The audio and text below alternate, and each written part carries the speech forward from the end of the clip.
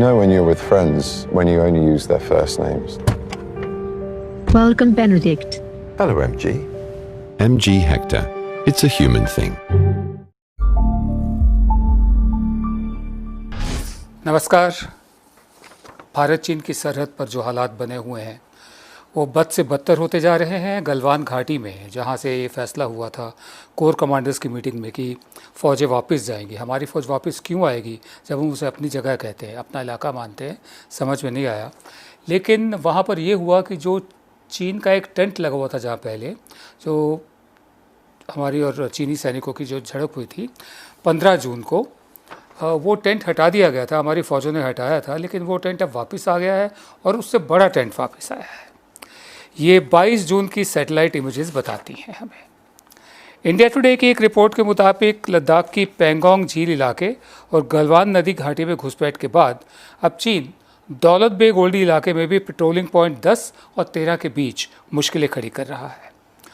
और India today TV ने सूत्रों के हवाले से कहा है कि वहाँ चीन भारत की पेट्रोलिंग को रोकना चाहता है। थोड़े से आपको मैं फैक्ट्स बता दूँ। इसके बाद हिंदुस्तान टाइम्स अंग्रेज़ी का अखबार है, इसने अमेरिकी कंपनी मैक्सर टेक्नोलॉजीज़ की तरफ से जारी सैटेलाइट तस्वीरों के हवाले से बताया है कि गलवान वैली पर चीन का कब्ज़ा बरकरार है। इतना ही नहीं, उस इलाके में अब चीन ने अपनी फ़ौज की तादाद और बढ़ा दी है। और आगे बढ़ते हैं, इंडियन एक्सप्रेस की रिपोर्ट के मुताबिक चीन ने स्ट्रेटेजिक महत्व के एक और नए इलाके में घुसपैठ कर ली है। डेस्पोंग क्षेत्र में बड़ी तादाद में चीनी फौजी आ गए हैं। उनके पास हेवी व्हीकल्स भी हैं, ट्रक्स वगैरह भी हैं, साथ में फ़ौजी साजो सामान भी है जो बहुत ही स्पेशलाइज्ड है। हिंदू में छपी एक खबर के मुताबिक ऑस्ट्रेलियन स्ट्रेटेजिक पॉलिसी इंस्टीट्यूट से जुड़े एक रिसर्चर सैटेलाइट से ऐसी तस्वीरें डाउनलोड की गई हैं जिनसे पता चलता है कि 15 जून को जिस जगह टेंट को हटाने के सवाल पर झगड़ा हुआ था, चीनी फौजी ने वहाँ फिर से टेंट लगा दिया है। इस बार उन्होंने कहीं ज़्यादा बड़े साइज़ का टेंट लगाया, जैसे मैंने आपको पहले बताया है। अब हालात ये हैं कि चीन मांग कर रहा है कि हम अपनी फ़ौजें गलवान वैली से एकदम हटा लें, जबकि हमारा कहना है कि वो हमारा इलाका है। और ये कोर कमांडर को हमारे बताया गया था 6 जून को और 22 जून को। चीन की पीपल्स लिबरेशन आर्मी और मिनिस्ट्री ऑफ फॉरेन अफेयर्स ने बुधवार को कहा, वक्तव्य दिए कि बहुत ज़्यादा गहरे मतभेद है कि LOC कहाँ पर है, लाइन ऑफ एक्चुअल कंट्रोल कहाँ पर है। और दोनों नदी के साथ साथ चलने की बात करते हैं, लेकिन चीन ने ये कहा है कि भारत अपनी फ़ौज पूरी गलवान घाटी से हटाए, गलवान वैली से हटाए और सिर्फ गलवान एस्ट्यूएरी वहाँ पर अपनी पोस्ट रखे। अब एस्ट्यूएरी जो होती है वो दरअसल वो एस्ट्यूएरी आप ये मान लीजिए कि जैसे नदी का एक मुहाना होता है, मुंह होता है जो समुंदर में जाकर खुलता है, उसको एस्ट्यूएरी बोलते हैं। अब ये एस्ट्यूएरी का मतलब यहाँ पर क्या है, एस्ट्यूएरी इन्होंने लफ्ज़ इस्तेमाल किया। वहाँ कोई समुंदर नहीं है और वहाँ गलवान नदी भी जैसे जा रही है, इन्होंने एस्ट्यूएरी शब्द का इस्तेमाल किया, यानी एक कोना। भारतीय विदेश मंत्रालय ने कहा कि जो चीन का दावा है वो एकदम बढ़ा चढ़ा कर उसने किया है और उसे माना नहीं जा सकता। अब दौलत बेग ओल्डी का किस्सा सुनिए, ये एक नया फ्रंट खोल रहा है चीन। चीनी फ़ौज ने बॉर्डर को क्रॉस किया है और दौलत बेग गोल्डी के इलाके में आ गए हैं। और दौलत बेग गोल्डी का इलाका जैसे मैंने आपको बताया, थोड़ा सा मैं आपको बता दूँ दौलत बेग गोल्डी क्या है। दौलत बेग गोल्डी एक हमारी एयर स्ट्रिप है जिस पर हमने हाल ही में एक बहुत भारी ट्रांसपोर्ट प्लेन उतारा था। अमेरिकी जो हमारे हरक्यूलिस प्लेन्स हैं उनमें से एक हमने उतारा था, उससे पहले फाइटर प्लेन भी उतारे थे। दरअसल सन 1962 से ये एयर स्ट्रिप ऐसी थी कि बेकार पड़ी हुई थी और सिर्फ एक हेलीपैड के रूप में काम आती थी। और 62 में इसने कुछ काम किया, बहुत काम आई, लेकिन उसके बाद इसका कोई असली इस्तेमाल नहीं था। 2008 में तब की निकम्मी यूपीए सरकार के दौरान यूपीए सरकार ने चुपचाप इस पर काम करना शुरू किया। मैं जानकर निकम्मी कह रहा हूँ इन्वर्टेड कॉमर्स में। चुपचाप इस पर काम करना शुरू किया और एक प्रॉपर एक असली फ़्लाइट उतारी, ठीक है। उसके बाद इसको अपग्रेड किया, चुपचाप अपग्रेड करते रहे यूपीए सरकार में 2009 से 2013 तक। और फिर 2013 में एक हरक्यूलिस बहुत बड़ा जहाज़ होता है ये, उसको उतारा। तो ये उस हिसाब से दुनिया की सबसे ऊंची काम करने वाली एयर स्ट्रिप बन गई, जिससे इंडिया की जो प्रॉब्लम्स हैं, लॉजिस्टिक प्रॉब्लम की, फ़ौज को रसद कैसे पहुंचाई जाए, फ़ौजी कैसे पहुंचाया जाए, जिनकी ड्यूटी ख़त्म होगी उनको वापस कैसे लाया जाए, उस सेक्टर में वो एक काम शुरू हो गया, एक रास्ता खुल गया हमारे लिए। इस बार क्या हो रहा है, चीन इसी दौलत बेग ओल्डी की एयर स्ट्रिप पर हमारी फ़ौजों के जाने के रोकने के लिए अंदर आ गया है इस वक्त। और यह है दौलत बेग ओल्डी की कहानी। तीसरी कहानी एक और शुरू हो गई है, भूटान। पाकिस्तान तो था ही, नेपाल भी शुरू हो गया, चीन से तो चल ही रहा तनाव, अब भूटान से भी शुरू हो गया है। भूटान जो बिल्कुल हमारा बिल्कुल सबसे नज़दीकी दोस्त माना जाता है, और भूटान की अर्थव्यवस्था को चलाने में हमारा बहुत बड़ा योगदान है। भूटान में जो भारतीय राजदूत होता है वो उसकी अमेरिकन राजदूत जैसी हैसियत है, और किसी देश की एम्बेसी वहाँ नहीं है सिवाय थाईलैंड के और नेपाल के। और ये भूटान ने हश्र देख लिया था तिब्बत का और सिक्किम का भी, कि किस तरह से चीन ने तिब्बत को लील लिया था और किस तरह से सिक्किम भारत में खुद शामिल हो गया था। तो भूटान को अपने वजूद की चिंता थी, तो तब श्रीमती इंदिरा गांधी ने भूटान को यकीन दिलवाने के लिए संयुक्त राष्ट्र संघ की मेंबरशिप दिलवाने में मदद की, यूएन की मेंबरशिप दिलवाने में, और उसको मान्यता भी दी। इसलिए जब बांग्लादेश बना तो भूटान पहला देश था भारत के बाद जिसने बांग्लादेश की सरकार को मान्यता दे दी, और बांग्लादेश को बांग्लादेश की हैसियत से ही मान्यता दे दी।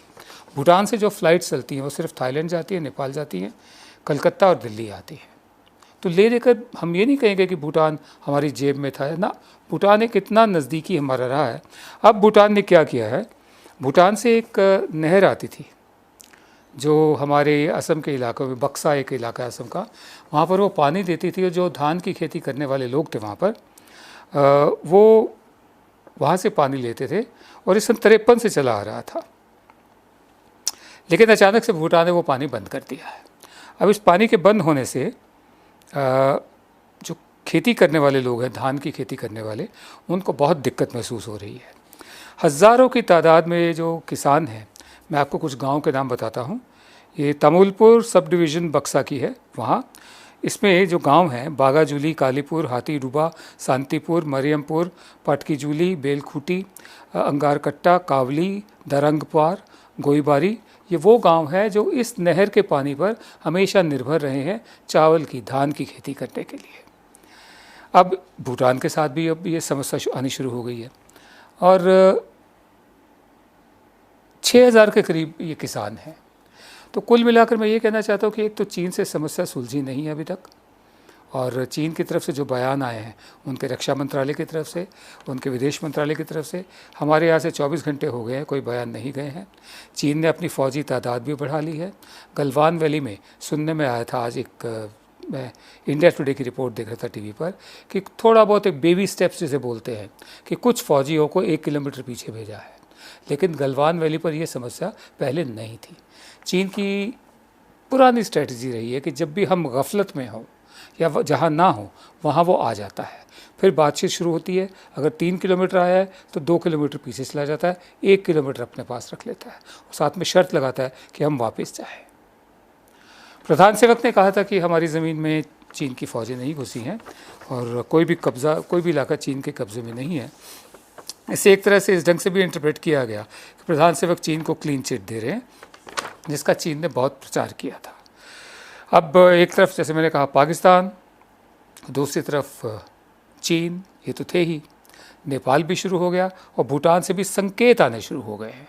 मैं ऐसे ये नहीं कहूँगा कि भूटान ने हमारे खिलाफ बगावत का झंडा खड़ा कर दिया ना, लेकिन हमारा जो पानी आता था, इतने सालों साल से आ रहा था, वो रोक कर एक संकेत ज़रूर दे दिया है।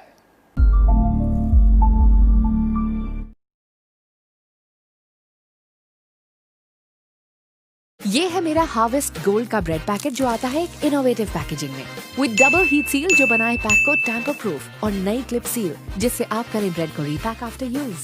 सील नहीं, ब्रेड वही।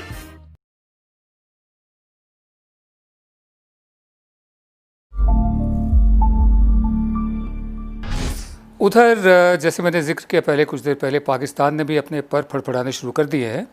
उनके विदेश मंत्री शाह महमूद कुरैशी ने बुधवार को, यानी जो बीता हुआ कल है, भारत को चेतावनी दी है कि किसी प्रकार का किसी भी तरह का कोई हमला करने से पहले या कोई एक्शन लेने से पहले ये वो जान ले कि इस्लामाबाद अपनी पूरी ताकत से भारत को जवाब देगा अगर भारत ने ऐसा कोई कदम उठाया तो। दरअसल शाह महमूद कुरैशी की कोई ज़्यादा हैसियत है नहीं पाकिस्तान में। पाकिस्तान में प्रधानमंत्री की भी उतनी हैसियत नहीं है। हैसियत है तो फ़ौज की है, और फ़ौज के भीतर भी ISI फ़ौज के साथ जो डीप स्टेट है पाकिस्तान को वही चला रही है। तो उनको भी ये मौका अच्छा लग रहा है कि जब चीन की तरफ से दबाव है, जब नेपाल भी आंखें दिखा रहा है, फायरिंग हुई है हमारी सीमा पर, नेपाल भारत सीमा पर, और उसके अलावा जब भूटान से पानी आना बंद हो गया है, तो पाकिस्तान अपनी तरफ से प्रेशर बढ़ा रहा है, और उसके लिए इस्तेमाल किया गया है विदेश मंत्री शाह महमूद कुरैशी को। आगे कुरैशी ने कहा है, जियो TV में वो बोल रहे थे, उन्होंने कहा है कि भारत ऐसा ही योजना बना रहा है, ऐसा प्लान बना रहा है कि पाकिस्तान पर हमला करे, और वो भी ध्यान हटाने के लिए चीन पर जो हो रहा है उसके साथ। चीन से बहुत बुरी तरह से मतलब बेइज्जती होने के बाद, जिसपे भारत के 20 सिपाही मारे गए, भारत अब ये ध्यान हटाने के लिए वहाँ से पाकिस्तान पर हमला करने की योजना बना रहा है। और कुरैशी ने ये भी कहा, find excuses for a false flag operation, कि भारत मौके की तलाश कर रहा है, कोई बहाना ढूंढ रहा है पाकिस्तान पर कुछ ना कुछ करने का। उसके अलावा 2-3 दिन पहले ही भारत और पाकिस्तान के बीच बढ़ते तनाव को देखकर भारत ने पाकिस्तान का जो हाई कमीशन है उसका जो स्टाफ था उसमें 50% की कटौती का फैसला किया था, और अपना जो हमारा हाई कमीशन है वहाँ इस्लामाबाद में, उसमें भी 50% स्टाफ कम करने का फ़ैसला किया था। तो ऐसे हालात में कुछ सियानों का तो मानना है कि इस तरह तनाव बढ़ाना नहीं चाहिए। कोई भी सियाना जनरल एक साथ इतने सारे मोर्चे नहीं खोल देता, पाकिस्तान, चीन, नेपाल और अब भूटान मोर्चा तो नहीं है मैं कहूँगा, लेकिन 3-3 मोर्चे एक साथ खुल रहे हैं। और ऐसे में कुछ लोग कह रहे हैं कि बेहतर संबंध बनाने चाहिए बजाय इसके कि अपने मसल्स, अपनी ताकत दिखानी चाहिए। देखते हैं हमारे सियाने जिनके पास इस वक्त केंद्र है, सत्ता है, सरकार है, हमारे वो सियाने क्या करते हैं। क्या बेहतरीन से बेहतरीन दिमागों की सलाह मानते हैं या कुछ और करते हैं। नमस्कार।